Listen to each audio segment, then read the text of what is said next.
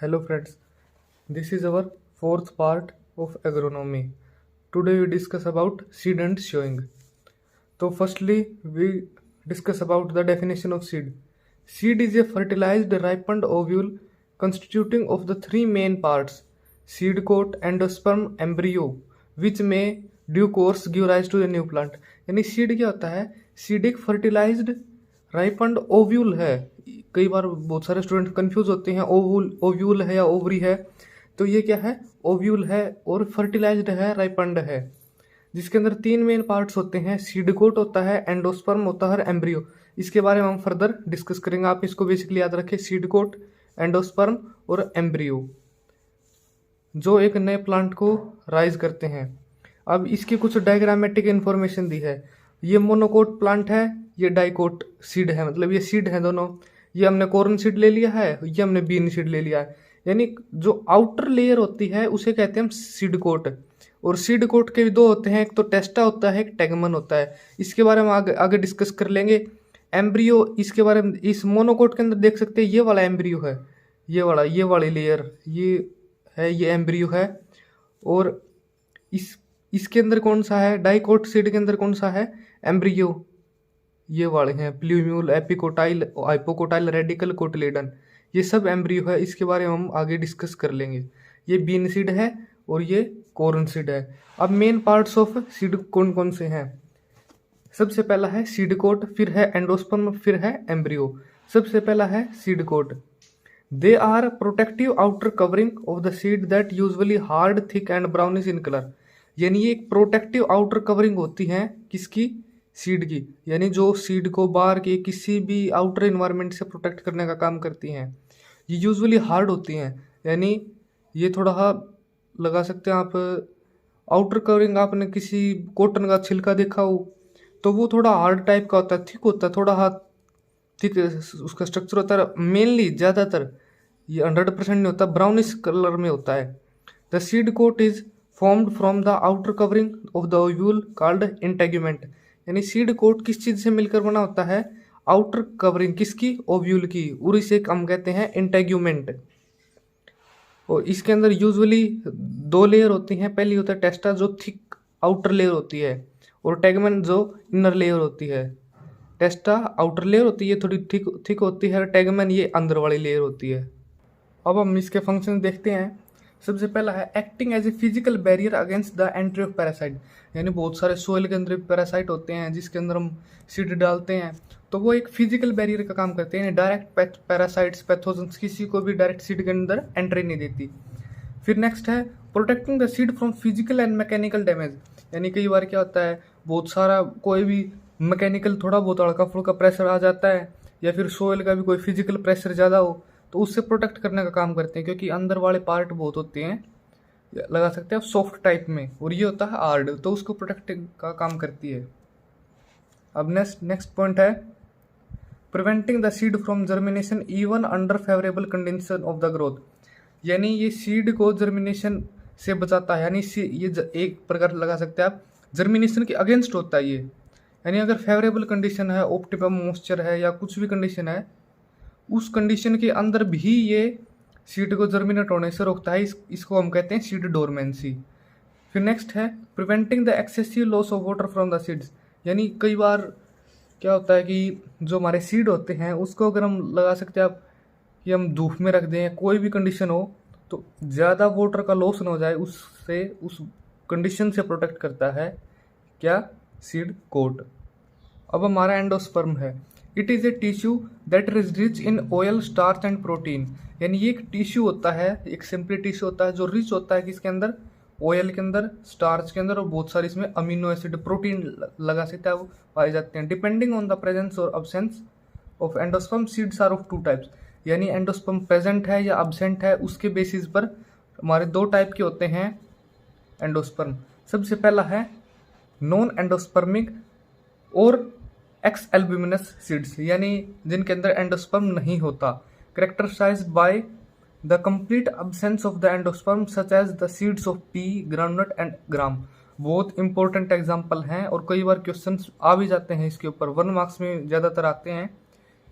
आपको 4 दे देंगे कि इनमें से कौन सा वो नहीं है, या एंडोस्पर्मिक है या नॉन एंडोस्पर्मिक है। तो पी हो गया, ग्राउंडनट हो गया, ग्राम हो गया, यानी मटर हो गया, मूंगफली हो गया, और लगा सकते हैं आप चना हो गया। इन ये होते हैं नॉन एंडोस्पर्मिक या एक्स एल्बुमिनस, यानी इनके अंदर एंडोस्पर्म प्रेजेंट नहीं होता। फिर एंडोस्पर्मिक या एल्बुमिनस, यानी इसका direct opposite, characterised by the presence of endosperm, यानी इनके अंदर एंडोस्पर्म होता है प्रेजेंट। जैसे सीड्स ऑफ मिलेट्स, यानी मिलेट्स जितने भी हमारे मिलेट्स हैं, पर्ल मिलेट हो गया या फिर कोडो हो गया, बैनियार्ड हो गया, जो भी हैं, पाम में और लिलीज में, इनमें होता है एंडोस्पर्म। तो इन्हें हम एंडोस्पर्मिक की कैटेगरी में डालते हैं। अब इसके फंक्शंस की बात करते हैं।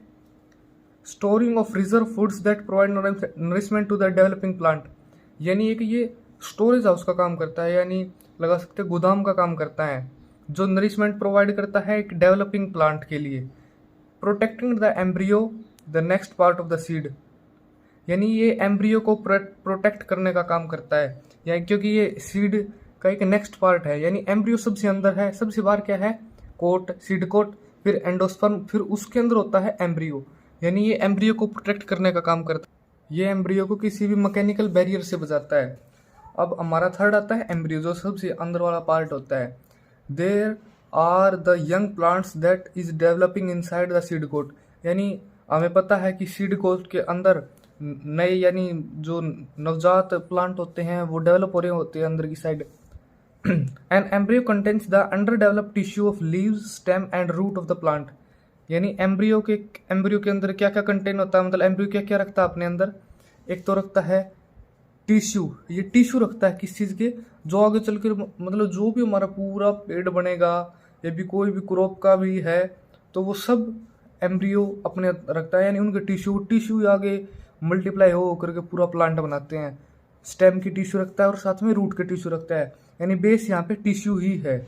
अब पार्ट्स ऑफ एम्ब्रियो के बारे में देखते हैं। सबसे पहला है epicotyl, the tiny shoot of an embryo from which the entire shoot system develop, यानी एपिकोटाइल बेसिकली क्या है, एक टीनी शूट सिस्टम, यानी लगा सकते हैं आप शूट के इसके अंदर टिश्यूज हैं, एम्ब्रियो के अंदर प्रेजेंट है, जिससे पूरा आगे चल के शूट सिस्टम बनेगा। यानी शूट सिस्टम क्या होता है, जो मान लिया कोई भी प्लांट है, इसके जो सोयल से ऊपर वाला पार्ट है, लीफ आ गया, कोई भी पूरा एंटायर प्लांट, ये सब क्या है, ये शूट सिस्टम, ये मेनली शूट सिस्टम है ये वाला, और ऊपर का है जो भी, और नीचे आ गया हमारा रूट सिस्टम।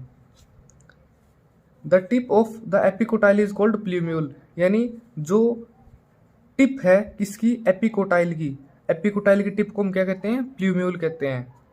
हाइपोकोटाइल, मैं आपको एक बार वो पिक्चर दोबारा दिखाऊंगा, उसके अंदर ये सब वापिस से क्लियर हो जाएगा।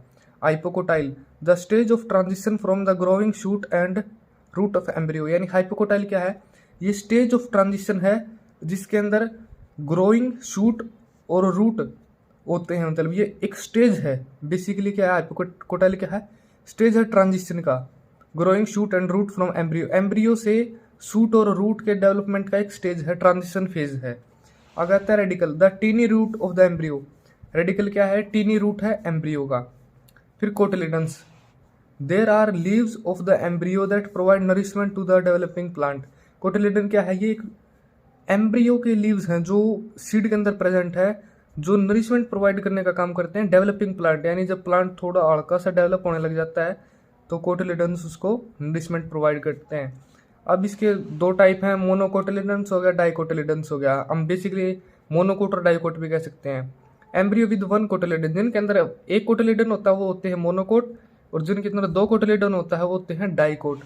फंक्शन क्या क्या है इनके, it give rise to complete new plant, यानी एक पूरे नए पौधे को ये पूरा नया पौधा बनाता है, कौन बनाता है, embryo. Storing food and nourishing the baby plant, और फूड को भी स्टोरेज करने का काम करता है और नरिशिंग का काम करता है बेबी प्लांट को, यानी जो छोटा प्लांट होता है उसको नरिशमेंट देने का काम भी करता है ये। अब इस डायग्राम को देखिए एक बार, हमारे सीड कोट थे टेस्टा और टेगमैन, ये आउटर वाला था टेस्टा, और ये थोड़ा सा अंदर यहाँ पे ये जंक्शन पे नहीं है, ये वाला है टेगमैन, और प्ल्यूम्यूल है ये वाला, यानी जो टिप है ना, एपिकोटाइल की टिप है जो, वो क्या काम करती है, उसको हम प्लूम्यूल कहते हैं। फिर यहाँ पे आप लगा सकते हैं, यहाँ पे आ गया हमारा एपिकोटाइल। फिर आता है हाइपोकोटाइल जो नीचे वाला पार्ट हो गया। फिर आता है रेडिकल। एक रेडिकल रूट की टिप है, प्लूम्यूल शूट की टिप है। और फिर ये दो वाले आ गए ना, ये वाला और ये वाला, ये आ गया हमारे कोटिलेडन्स। इसके अंदर कोटिलेडन ये है और इनके अंदर ये दोनों कोटिलेडन है। आ गया इसके बारे में कंप्लीट समझ में। अब नेक्स्ट आता है हमारा कैरेक्टरिस्टिक्स ऑफ गुड सीड और सीड मटेरियल, यानी अच्छे सीड की क्या क्या कैरेक्टरिस्टिक होती हैं। सबसे पहले आता है टाइप ऑफ इट्स टाइप। इसको आप समझने के लिए ये देखिए, genetically pure and free from admixture. यानी क्या होता है, मान लिया हम कोई भी हमने फील्ड के अंदर कोई वैरायटी डेवलप के लिए, कोई हाइब्रिड बनाने के लिए हमने प्लांट लगाए, कई बार पोलन दूसरे उसमें प्लांट में चला जाता है और दूसरा नया टाइप का हाइब्रिड बन जाता है। तो हमारा बीज जेनेटिकली प्योर होना चाहिए, यानी उसके अंदर उसी वैरायटी के ही ट्रेट होने चाहिए। इसलिए लिखा है टाइप ऑफ इट्स टाइप, यानी उसी टाइप का होना चाहिए। ऐसा नहीं है कि कोई भी उसके अंदर टाइप मिक्स हो जाएगी। नेक्स्ट है purity, free from rogues, free from other crop seeds, free from weed seed, free from inert material. यानी बेसिकली उसके अंदर क्या है, कोई भी दूसरे टाइप का उसके अंदर प्लांट नहीं होना चाहिए, दूसरे सीड नहीं होना चाहिए, कोई भी उसके अंदर घास का सीड नहीं होना चाहिए, कोई भी दूसरा मटेरियल, यानी हमारा कई बार भूसा वगैरह ये भी सब मिल जाता है, कोई भी खेत के अंदर का इनर्ट मटेरियल नहीं होना चाहिए। मतलब बेसिक बात है, उसके अंदर कुछ भी नहीं होना चाहिए, प्योर सीड होने चाहिए। मैक्सिमम जो रिकमेंडेड स्टेज है, ऐसा नहीं है कि हम 100% ला सकते हैं प्योरिटी, उसके अंदर फिर भी हमारे फील्ड में आया तो कुछ न कुछ इम्प्योरिटी आ ही जाती है, तो वो एक रिकमेंडेड स्टेज तक होना चाहिए। Seed should be whole, uniform size, weight, fully matured and well developed. यानी बेसिकली क्या पॉइंट होता है, कई बार फार्मर्स को कोई भी बेच देता है कि ये स्मॉल साइज का है और उसको मतलब पैक करके और बेच देते हैं। तो लेकिन ऐसा होना नहीं चाहिए कि सीड हमारा चाहिए होल, यानी पूरा वेल मैच्योर्ड होना चाहिए, यानी पूरा जितना उसका नॉर्मल साइज होता है ना उतना ही होना चाहिए, और यूनिफॉर्म साइज होना चाहिए। ऐसा नहीं है कि कोई सीड मोटा है, कोई छोटा है, कोई लंबा है, ऐसा नहीं होना चाहिए। यूनिफॉर्म साइज होना, पूरा मैच्योरिटी पीरियड उस प्लांट का कंप्लीट होना चाहिए और वेल डेवलप्ड होना चाहिए। नेक्स्ट है free from storage, paste and seed borne disease. यानी स्टोरेज के लिए हम सिलोज का किसी भी तरह का हम कोई बोरी का प्रयोग करते हैं तो उसके अंदर किसी प्रकार का पेस्ट नहीं होना चाहिए, वो बाद में आकर सीड को नुकसान पहुंचाते हैं।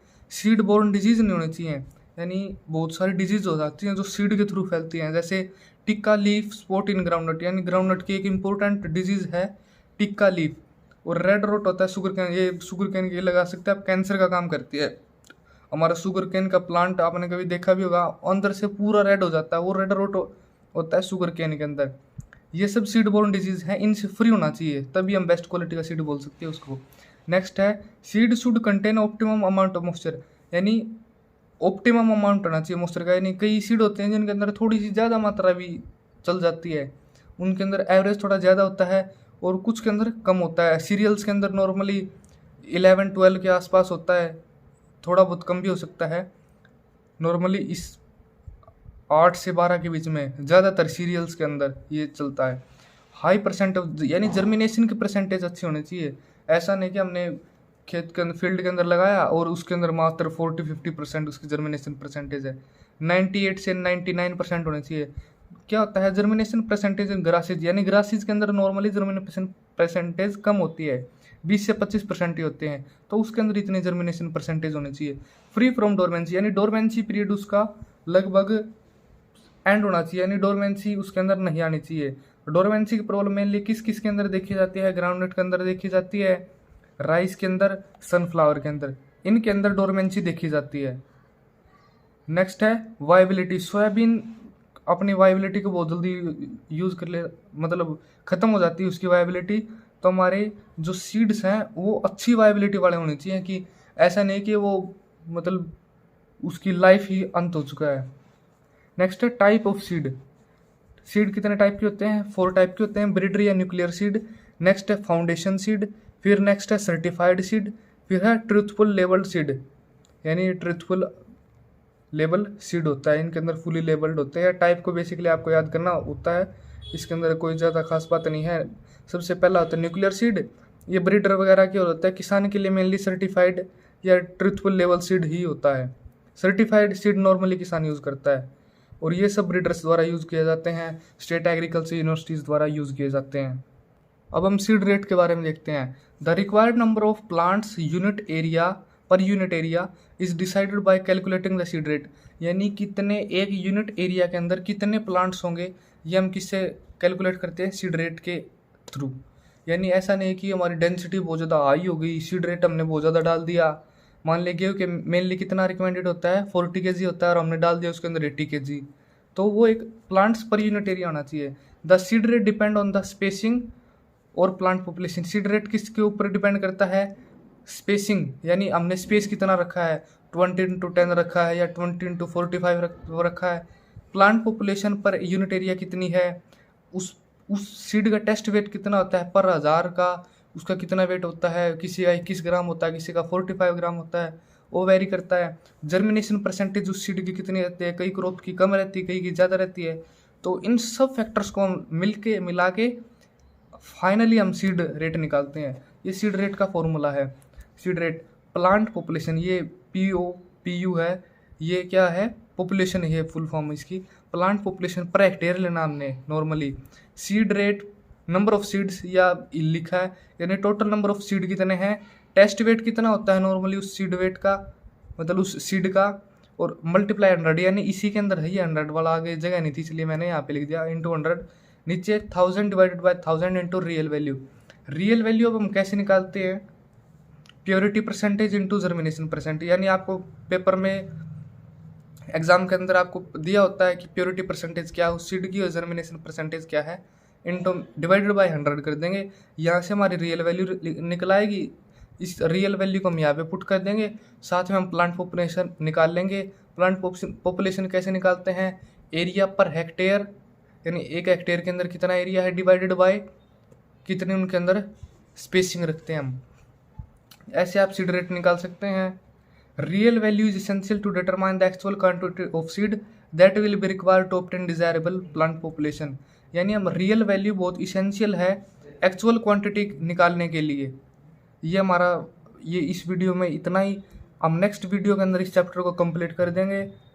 Thank you for watching. अगर आप कहेंगे कि इसके अंदर मैं आगे भी ऐड करूँ सीड रेट के कुछ क्वेश्चन दूँ, वो भी मैं आपको प्रोवाइड कर दूँगा। Thank you.